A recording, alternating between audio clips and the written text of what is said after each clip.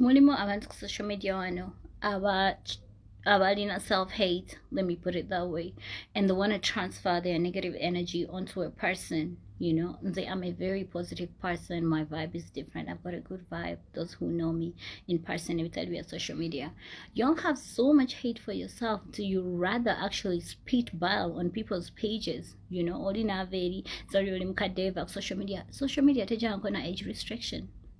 I've never gotten that memo.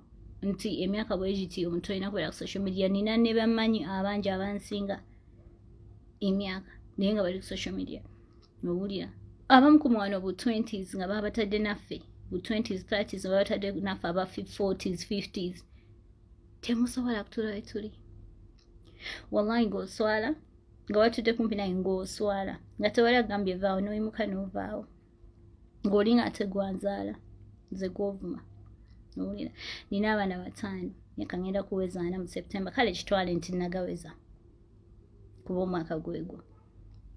Ebizibu byempiseemu ng'omukazi nabyo bingi. Obviously birina okundabikako ate n'obukulu nina okuba nti ndabika obukulu. Naye gwe owulira kali akantu nga kakutudde wano nga kakuchokinga. Owulira nga kagala kuvaayo bwe kati naye tekavaayo. Buli lw'olaba Zari va ku social media.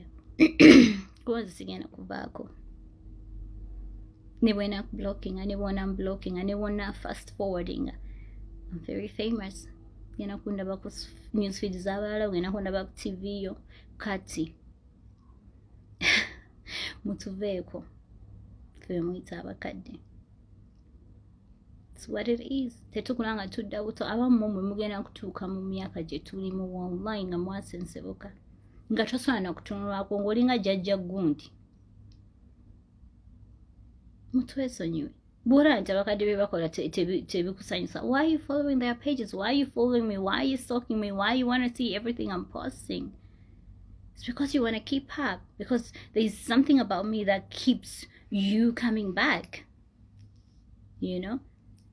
If you have abakadde olaba nga tobisobola nti omukazi mukulu nnyo oyo va ku social media. Va ku page yange. Kuba nze sina gye ndaga.